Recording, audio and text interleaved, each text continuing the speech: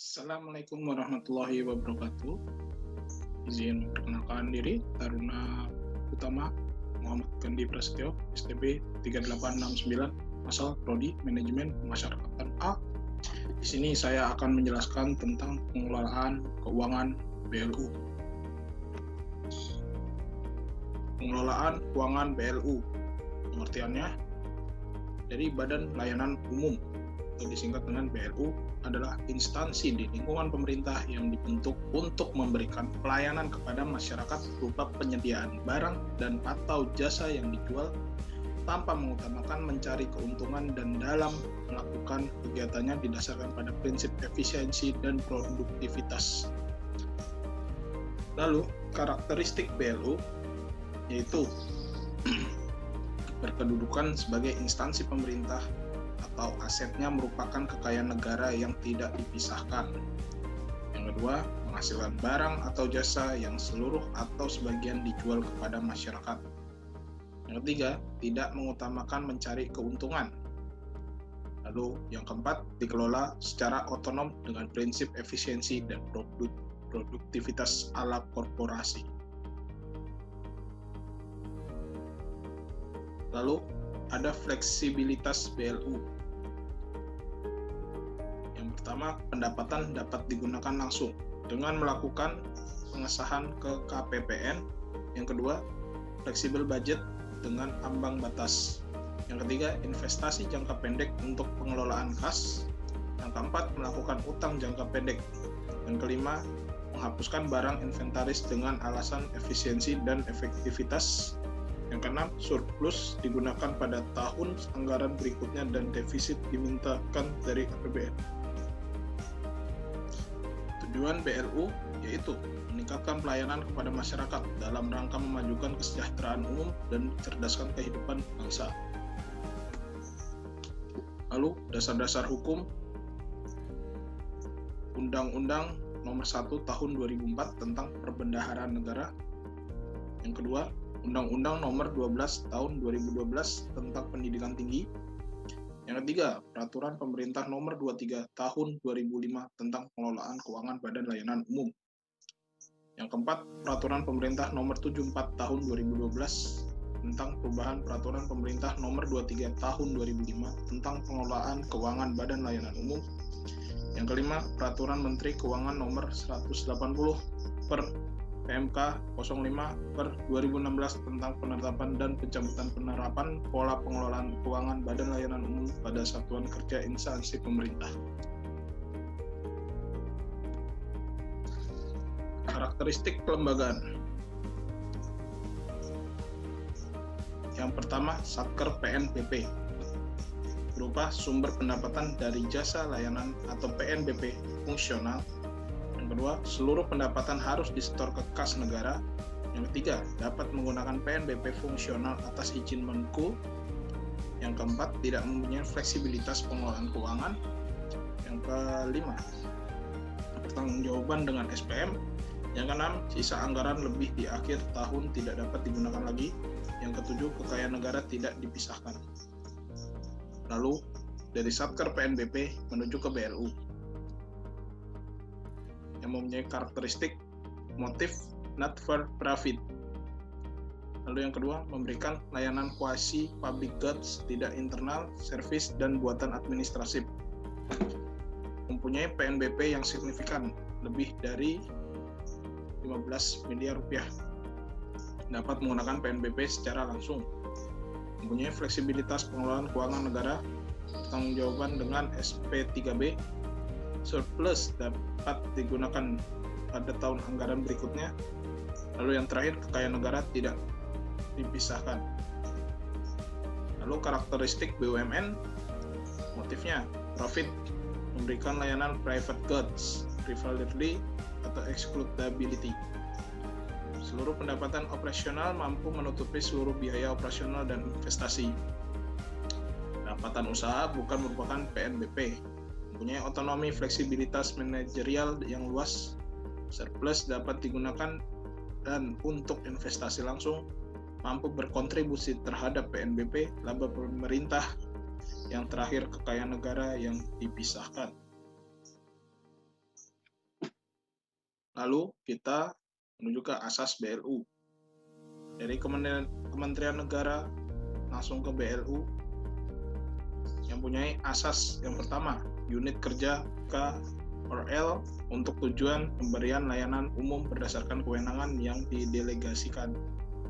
Bagian perangkat pencapaian tujuan K/L sehingga status hukum BLU tidak terpisahkan dari K/L. Menteri atau pimpinan lembaga pertanggungjawaban atas pelaksanaan kebijaksanaan penyelenggaraan pelayanan umum yang didelegasikan kepada BLU dari segi manfaat layanan. Lalu yang keempat, pejabat yang ditunjuk pengelola BLU bertanggung jawab atas pelaksanaan kegiatan pemberian layanan umum yang didelegasikan. BLU menyelenggarakan kegiatan tanpa mengutamakan mencari keuntungan. RKA serta LK dan kinerja BLU disusun dan disajikan sebagai bagian yang tidak terpisahkan dari RKA serta LK dan kinerja K/L. BLU mengelola penyelenggaraan layanan umum sejalan dengan praktik bisnis yang sehat. Lalu persyaratan, penetapan, dan pencabutannya. Yang pertama, persyaratan. Persyaratannya harus substantif, teknis, administratif. Dari Menteri Pimpinan Lembaga mengusulkan ke Menteri Keuangan. Lalu dari Menteri Keuangan menetapkan dengan penuh atau bertahap. Lalu yang ketiga, pencabutan.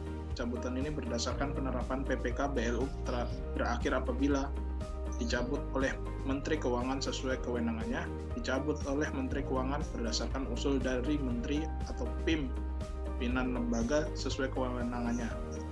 Berubah statusnya menjadi badan hukum dengan kekayaan negara yang dipisahkan.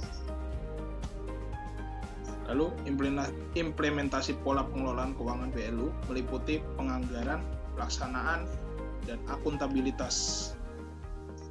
Penganggaran. Tahapan penganggarannya dari Renstra K/L menuju ke RSB BLU dalam jangka 5 tahunan. Lalu dari RSB BLU menuju ke RBA BLU yang memuat seluruh program kegiatan, anggaran, penerimaan pendapatan anggaran, pengeluaran atau belanja, estimasi saldo awal kas, dan estimasi saldo akhir kas BLU. Basis akrual, ambang batas, pola fleksibel budget. Tahunan disertai prakiraan RBA tahun berikutnya. Namun pada ketentuan PMK 92 per PMK 05 per 2011 per 2020 per PB per 2012. Lalu dari RBA BLU menuju ke RKA K/L, lalu menuju ke DIPA BLU. Perencanaan dan penganggarannya. BLU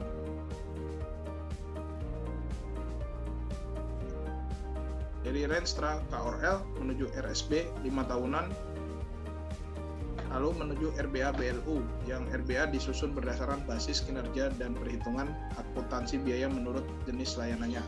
RBA BLU disusun berdasarkan kebutuhan dan kemampuan pendapatan yang diperkirakan akan diterima dari masyarakat, badan lain, dan APBN. Lalu menuju ke RKA K/L disertai dengan usulan SPM dan biaya yang dari keluaran yang akan dihasilkan. Lalu menuju ke RKA K/L dan RBA BLU dikaji kembali standar biaya dan anggaran BLU-nya. Lalu menuju ke APBN, dari APBN langsung menuju ke RBA BLU definitif. Lalu dikelola menjadi DOK PA BLU, yaitu paling sedikit mencakup seluruh pendapatan dan belanja seluruh arus kas serta jumlah dan kualitas jasa dan atau barang. Lalu dari DOK PA BLU mengesahkan DOK PA maksimal 31 Desember. Jika 31 Desember belum disahkan, BLU dapat melakukan pengeluaran maksimal angka DOK PA tahun lalu. Keterangannya menjadi lampiran dari perjanjian kinerja yang ditandatangani oleh Menteri atau pimpinan lembaga dengan pimpinan BLU. Menjadi dasar penarikan dana yang bersumber dari APBN oleh BLU.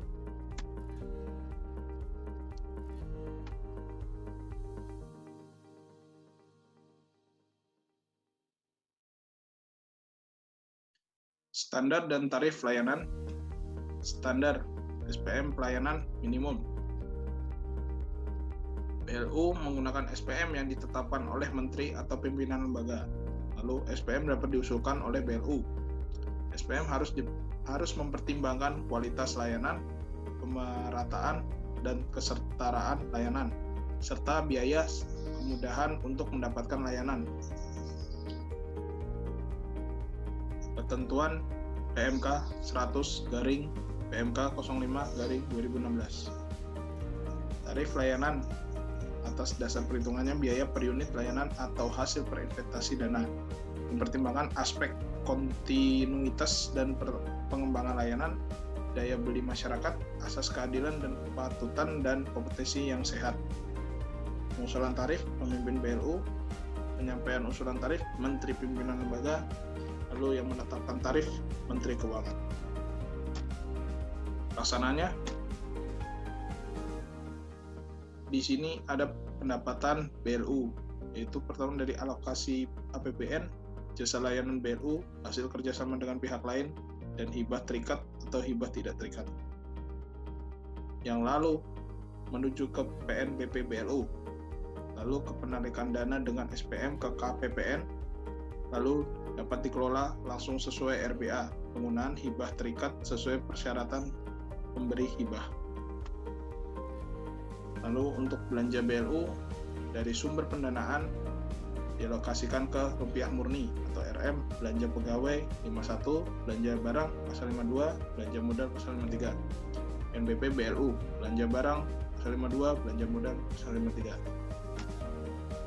Lalu pendapatan dan belanja, pendapatan dari rupiah murni atau APBN, PNBP, pendapatan jasa layanan, hibah tidak terikat, hasil kerjasama BLU, hasil usaha lainnya. Lalu belanja, dari belanja yang pertama belanja BLU terdiri dari unsur biaya yang sesuai dengan struktur biaya yang dituangkan dalam RBA definitif. Yang kedua, fleksibel berdasarkan kesetaraan antara volume kegiatan pelayanan dengan jumlah pengeluaran mengikuti praktik bisnis yang sehat. Yang ketiga, fleksibilitas pengelolaan belanja berlaku dalam ambang batas sesuai dengan yang ditetapkan dalam RBA. Belanja BLU yang melampaui ambang batas fleksibilitas harus mendapat persetujuan Menpu atas usulan Menteri atau pimpinan lembaga. Dalam hal kekurangan anggaran, BLU dapat mengajukan usulan tambahan anggaran dari APBN pada Menku melalui Menteri atau pimpinan lembaga. Belanja BLU dilaporkan sebagai belanja barang dan jasa PAORL.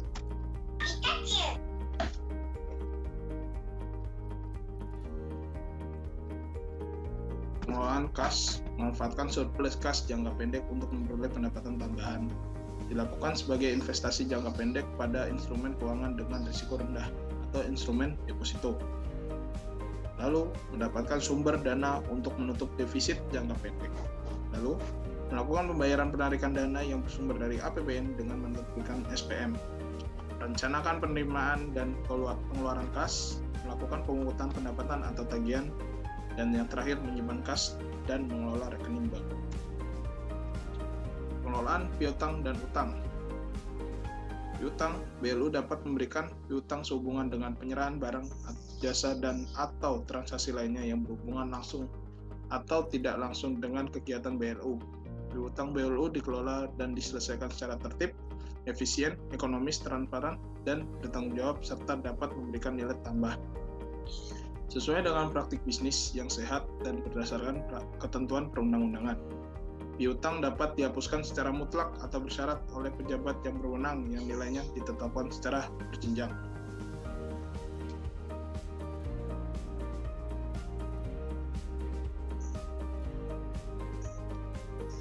Utang. BLU dapat memiliki utang sehubungan dengan kegiatan operasional dan atau perikatan peminjaman dengan pihak lain. Utang BLU dikelola dan diselesaikan secara tertib, efisien, ekonomis, transparan, dan bertanggung jawab sesuai dengan praktik bisnis yang sehat. Pemanfaatan utang yang berasal dari perikatan peminjaman jangka pendek ditujukan hanya untuk belanja operasional.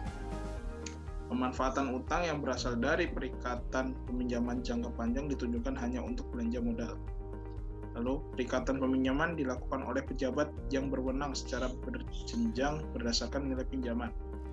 Pembayaran kembali utang merupakan tanggung jawab BLU. hak tagih atas utang BLU menjadi kadaluarsa setelah 5 tahun sejak utang tersebut jatuh tempo, kecuali ditetapkan lain oleh undang-undang. Lalu investasinya, keuntungan yang diperoleh dari investasi jangka panjang merupakan pendapatan BLU. BLU tidak dapat melakukan investasi jangka panjang kecuali atas persetujuan Menku.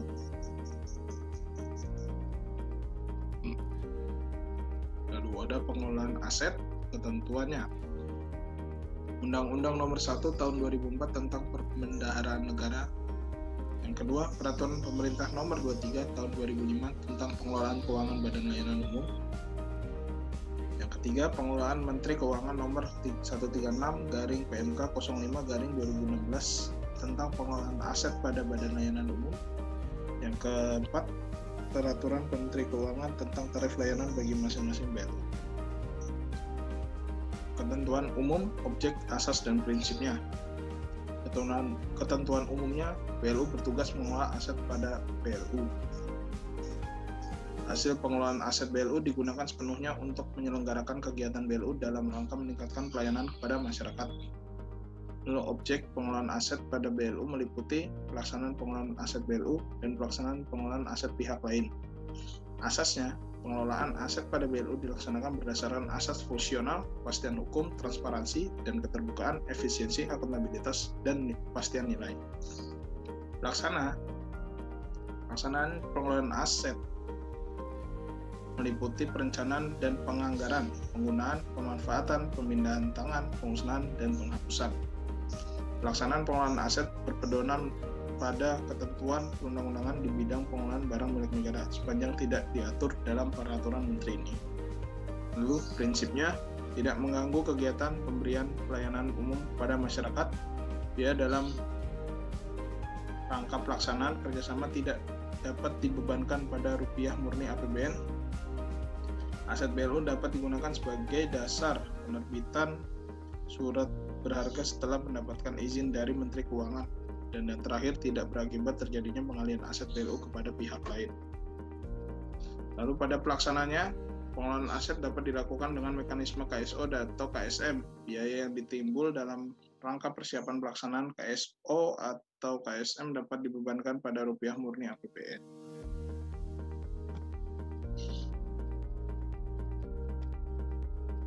KSO atau kerjasama operasional atau kerjasama sumber daya manusia KSM, yaitu tujuannya meliputi meningkatkan penyediaan pelayanan umum kepada masyarakat, mengoptimalkan daya guna dan hasil guna aset BLU, dan meningkatkan pendapatan BLU yang dapat digunakan langsung untuk membiayai belanja BLU sesuai RBA.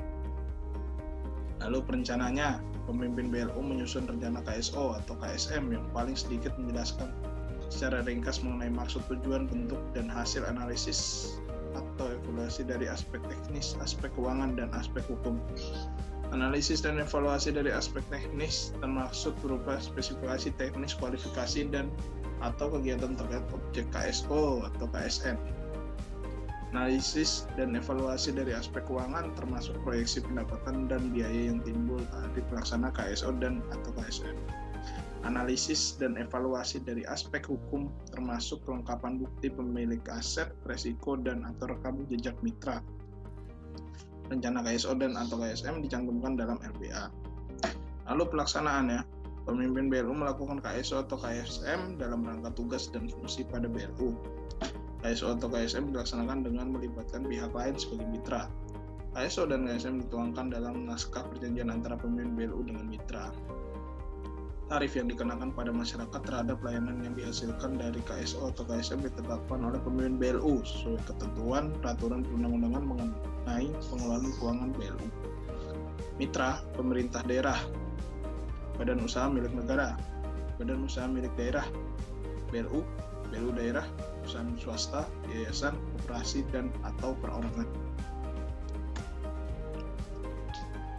Lalu KSO atau KSM yang kedua bentuknya KSO merupakan aset dari BLU, aset dan pihak lain. Aset BLU meliputi tanah dan bangunan selain tanah dan atau bangunan. Lalu tanah dan bangunan itu meliputi sewa A, bangunan serah guna B, bangunan guna serah C.